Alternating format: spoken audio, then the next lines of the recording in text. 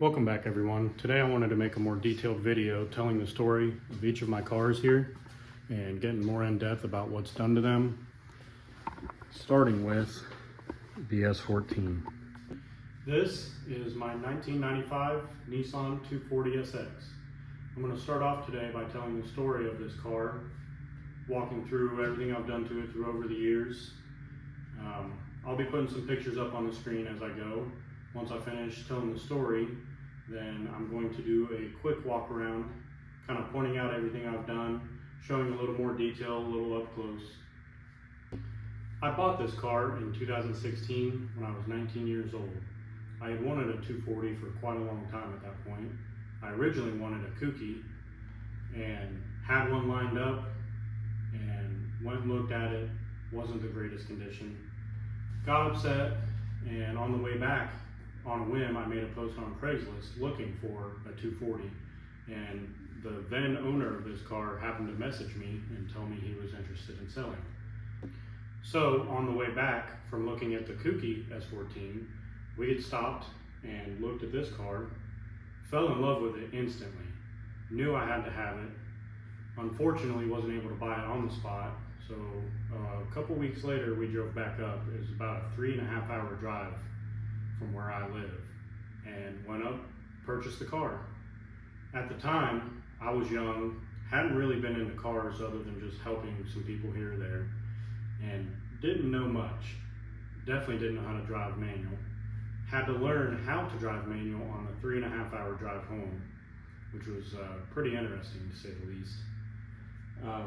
Instantly fell in love with it. I mean, it was just the best. It was my daily driver at the time, the only running car I had. I will be putting some pictures up on the screen showing what it looked like when I first got it. Drove it, just daily drove it for quite a while. Then I met my now wife, was driving about an hour to go see her every weekend. Wasn't checking the oil like I should have been, and blew the original KA in the car. So after blowing the original KA, the car unfortunately sat for quite a while. Again, I was young, didn't have the money to go and just get another KA or an SR or any sort of other swap that I at the time wanted to do.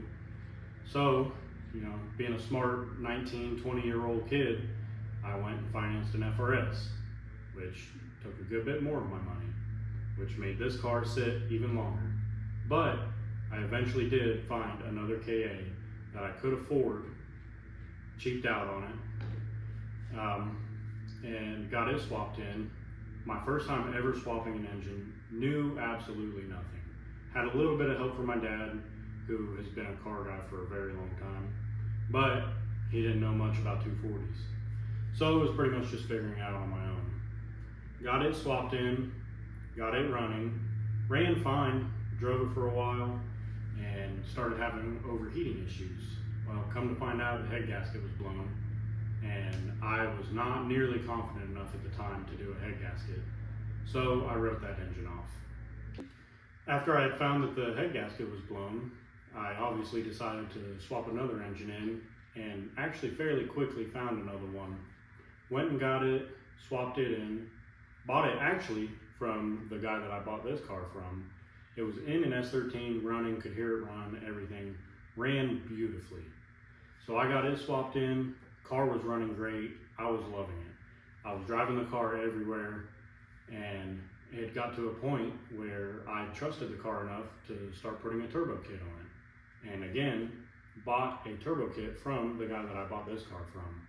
It was actually almost a full kit for a KA. It came off of his SR. It was turbo, the piping, intercooler, injectors, and all the typical stuff. All I had to source myself was manifold and some sort of ECU. I decided to do a Felpro head gasket and ARP head studs to make the engine just a little more safe for boost. And after doing both, I had a bunch of issues actually while doing both. I'll put some pictures up on the screen here of what I found when I pulled it apart. Got a different head that I had to swap on. Had issues with it where the threads for the idler sprocket bolt had pulled out. Got that fixed. Eventually got it back together. New ARP head studs, new Felpro head gasket. Decided to drive it just a little bit longer without a turbo, just to make sure everything was good to go. And right about a week or two before I was going to put the turbo kit on, the ring lands on cylinder number 2 had either cracked or completely broken off. I didn't disassemble it myself to find out why or what had happened.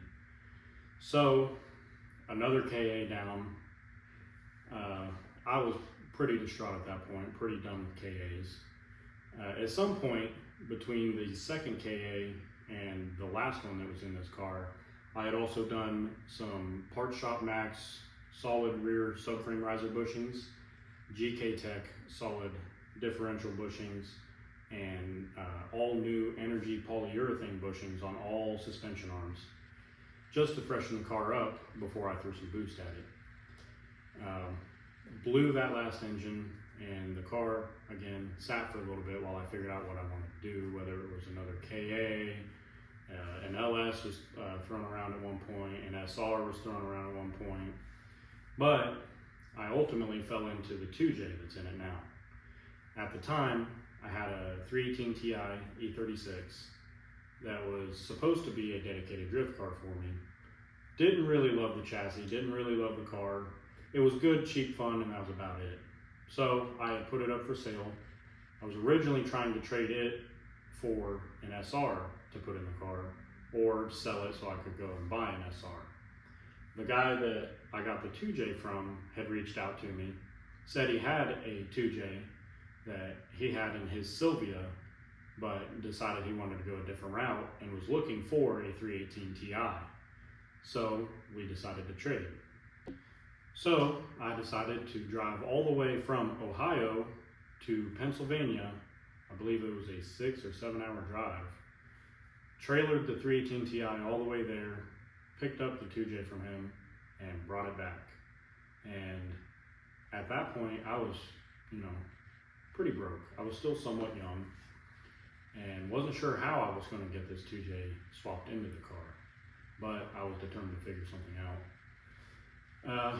It kind of sat for a little bit. The cars would still run, had a nasty misfire, so I would just kind of move it around, maybe drive it here or there. Tried not to drive it a whole lot.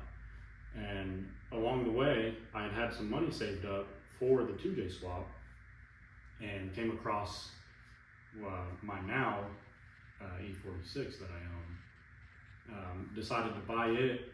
My plan was to flip it. It only needed a starter at the time. The guy didn't want to mess with it, had enough. It was having a long cranking issue, going through starters like crazy. So I decided I was going to put a starter on it, flip it, and that's how I was going to fund the 2J swap. Well, I'll get into a little more of what had happened with the car, with the E46 at that point when I tell the story of it. But eventually I did sell the E46, and that's ultimately how I funded the swap in this car. Along with, just saving up some more money along the way. Got the 2J swap done, not completely on a budget, but also not completely balling out and getting all the big number parts. Kind of a good middle ground, I think. And that swap was finished in 2023. Along the way, I've done some upgrades and just more buttoning up stuff to the engine. I've done some ISR coilovers, which was a massive upgrade from my extremely blown Megan coilovers. Although, if I had to do it again, I think I would go with something more along the lines of Stance or BC Racing coilovers. They're okay for a street car. If you're more of a track-oriented person, I would not recommend them. And then somewhat more recently, within the last maybe 2 or 3 months, I got my Origin Stylish body kit and got it installed. And that gets us up to date to where this car is today. So before I move on to my E46, I would like to talk a little more about my future plans for the S14 and kind of what I'm doing with it as of right now, and show a little bit more up close of the swap and what I can show with the car on the ground, everything that's done to it.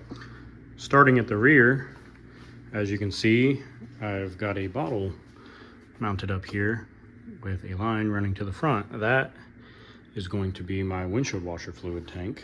I'm actually working on getting it wired in to the stock wiring in the front of the car, so all the stock switches and everything will work for it. I will most likely be making a video on how I do that, walking through what I do and everything. My plan is to make a plug and play harness, so there's no wire cutting or anything. Over on the driver's side is my battery relocation. In the future, I would like to change the fusible link out for one of the switchable breakers and maybe change the routing of my positive cable. Other than that, I would really like to get some trunk carpet, make a trunk floor, maybe put a sub in the car. It is just a street car. I don't drift it, I don't track it or anything. It's just a fun, basically weekend car. So I would like to make it as comfortable as possible. Moving on up to the interior. Right now I'm somewhat happy with the interior. I would like to change out the NRG steering wheel. That was a mod I did not long after I got the car. Not super happy with that. It's just kind of stuck with the car over the years. Obviously I need to clean the car, but I would like to change out the carpet. It's pretty whooped under the floor mats. Get some different seats. They're not in the best condition. They work for now. I would also, at some point, like to dye the headliner a darker color, or maybe change it to suede. Haven't really decided what to do there. Other than that, I guess really the only other upgrade I would want to do is a dash mat, one of the Coverlay ones, because it is pretty cracked. Other than that, I'm pretty happy with the interior, how it is. Now for the front of the car. Here's where I'll be talking more in detail about what exactly I've done. Not too many future plans for this, although there are some. It is a 2JZ GE non-VVTi. It's out of a 1995 GS300. When I first got it, it had one of the log style manifolds that bolt onto the stock GE runners. That absolutely would not fit with the stock S14 brake booster. So I went with this, I think it's Carrot Top tuning. I bought it used off of somebody, not super sure what brand. Basically the same thing as the deep motor ones off of eBay. It's okay. Not the biggest fan of it. I would like to get the Dodo Racing lowers and a stock GTE upper plenum. And it's a little more sleek, a little better designed, not quite as sketchy. Over on the exhaust side, it's an HX35 turbo. It's got a 0.82 rear housing. I believe Turbine Labs America is the brand. Can't remember off the top of my head. Just a 45-degree aluminum turbo intake I made myself, and a K&N air filter.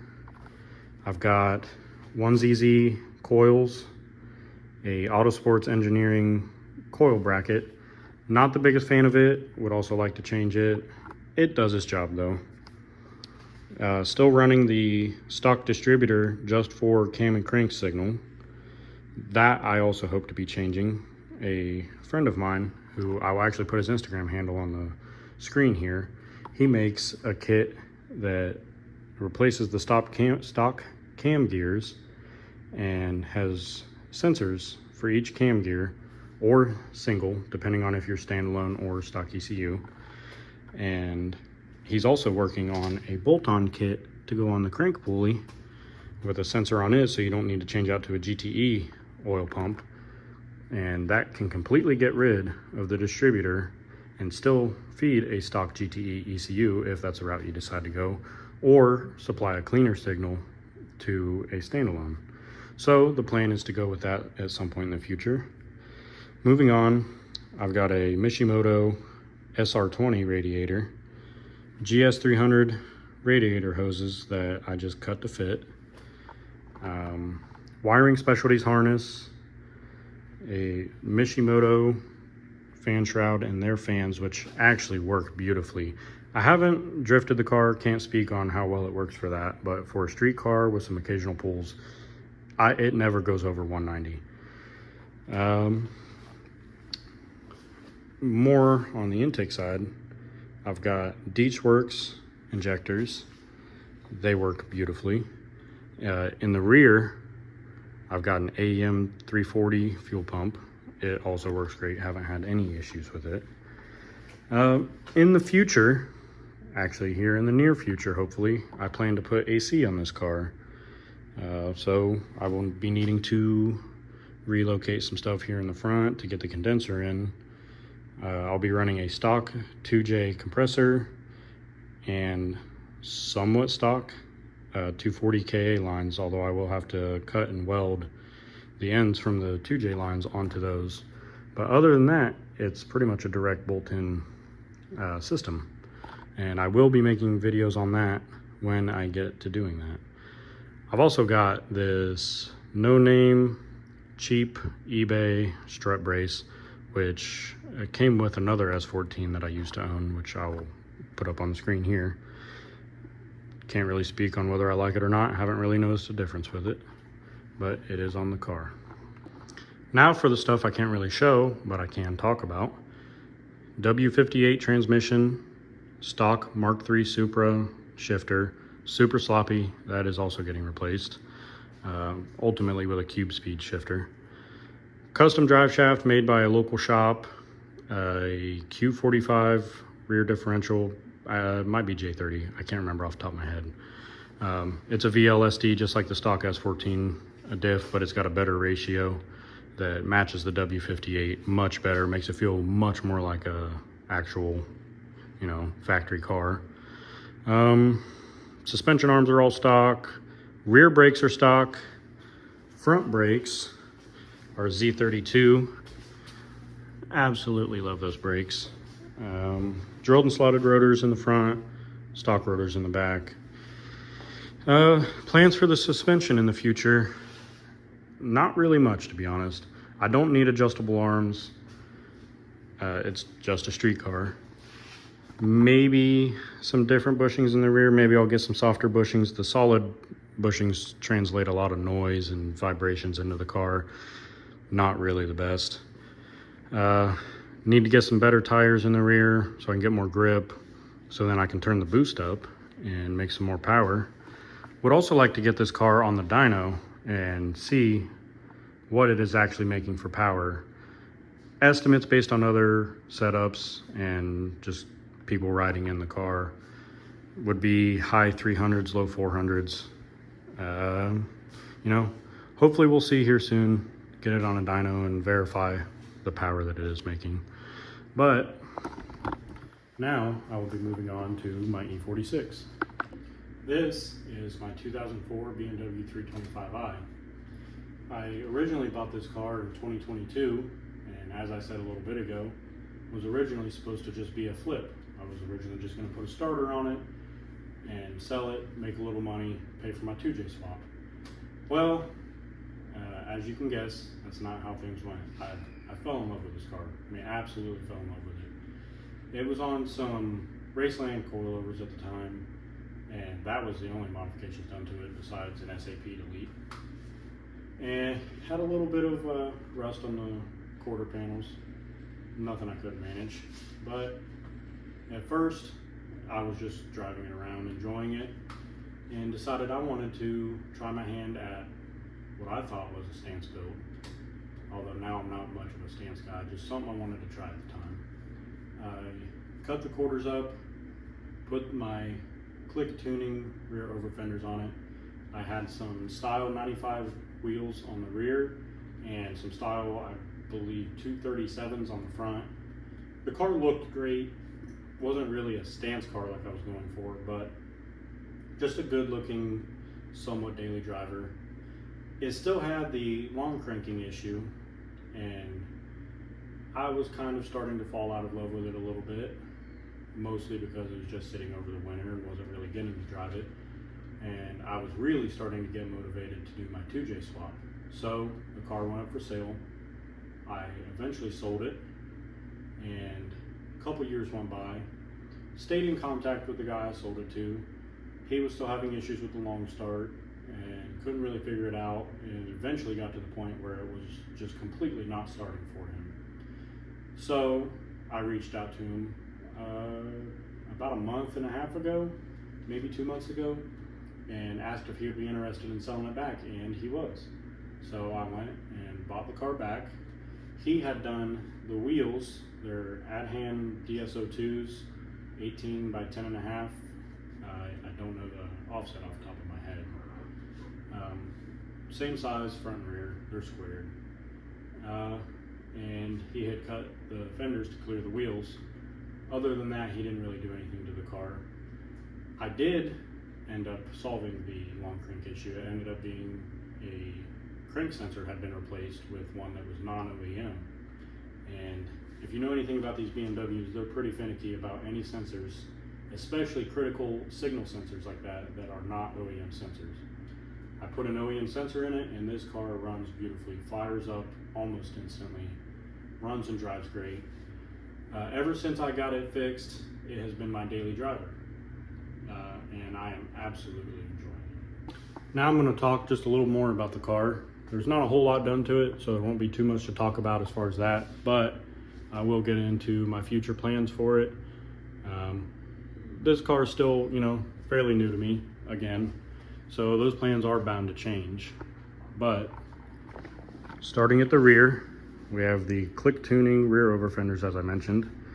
Could not recommend these enough. They fit perfectly out of the box. I did not have to trim them. I didn't have to use a heat gun on them to get them to lay straight or nothing. I just drilled holes and mounted it. These are mounted with riv nuts and some M6 bolts with these beauty washers, I guess you'd call them. Ignore the grease, that's almost impossible to get out of fiberglass. It has a BC Racing sticker. It does not have BC Racing coilovers. I did not put that sticker on. It's got the Adhan DSO2 18 by 10.5 wheels that I mentioned, squared. You see the bandana that's on it. The first time I owned it, when I was trying to be a stance kid, I got this bandana and put on, thought it was cool. Ended up keeping the bandana when I sold the car. Missed the car a lot. I absolutely love this car. And when I bought it back, I put the bandana back on just as a callback to, when I had first owned it. It's got Raceland springs, I believe they're Racelands, and Raceland adjusting collars in the rear, and then stock struts, which I'm trying to find some struts that are good for a lowered E46 without buying a whole new coilover setup just for now, because eventually I do want to put some decent coilovers on this. The stock struts are horrendous. I don't know if it's just because it's lowered and they're out of their travel range or if they're blown, but if I hit a big bump, the rear of the car, dips down hard. I'm not super familiar with these divorce setups. I'm used to true coilovers like is on the 240 over there. Interior, like I said in my last video, completely stock. It originally had, I believe, a ZHP shift knob on it. Didn't have a shift boot on it when I owned it the first time. I put that on recently. The ZHP shift knob was broken by the person I sold it to and then bought it back to. No big deal, things happen. This car also needs cleaned. It's my daily driver right now and I've kind of neglected it. Hazard button, typical E46 problem. The clips are broken and it falls into the center console. Armrest is a little whooped right there and the hinges at the back are broken. Another typical E46 problem. I have a plan for a way I might be able to fix that. I might have a short video or include that in a video when I do that. Completely stock. Interior is actually pretty clean other than these couple issues here. Seat's a little whooped. Could be worse. It's a daily. Doesn't really bother me. The rear is about the same, completely stock. My future plans for this car, I ultimately would like to drift this car. Have it as like a drift / daily. Although I do have a truck I haven't shown on the channel that will hopefully be my daily again here soon. I might make a video on that truck here soon or put a picture up on the screen showing it. If you guys are interested in seeing more of it, feel free to comment, let me know. But like I said, I want to drift this car. So diff will be getting welded, subframe reinforcements will be getting welded in. and you know, anything else I see underneath that needs updating, fixing to make it reliable as a daily in a drift car, that'll be getting done. I haven't looked super close underneath to see what all needs done. There's still some rust on the car that's hidden by the stock side skirts, and you can actually see a little bit right here, just a little bit of bubbling. I would like to buy a patch panel, cut all the rust out, weld a patch panel in, get rid of the rust on this car before it spreads further and gets a lot more difficult to fix. I would kind of like to ditch these wheels. They fit pretty good in the rear. They look okay. Not a huge fan of out hands. They work. The fronts don't fit at all. Even with the stock fender being cut by the guy I sold it to, it still rubs if I'm turning right and going down a bit of an incline, or if I'm backing up, sometimes it'll rub. I need to cut more to get them to fit. I really don't want to cut more. I don't like cut fenders without having over fenders. So I'm on the fence of finding another pair of stock fenders and changing wheels, or, you know, sucking it up, cutting the fender some more and getting some front over fenders. I've already cut the car in the rear.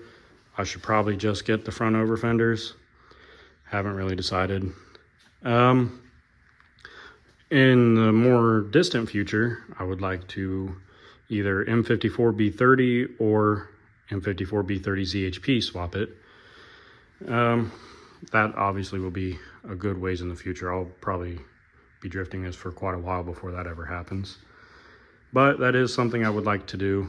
Other than what I've just mentioned, there's not a whole lot more I would like to do. Maybe wrap, paint, body kit, maybe a livery. I would like to maybe match the color of this to the color of that car is getting painted. I think that would be kind of cool. Haven't thought a whole ton about what I'd like to do with this car. That's all I've got for today. For my next video, I was thinking about doing a POV drive with each of the cars and talking a bit about what I like about each, which I don't like, maybe comparing how each of them drive to each other.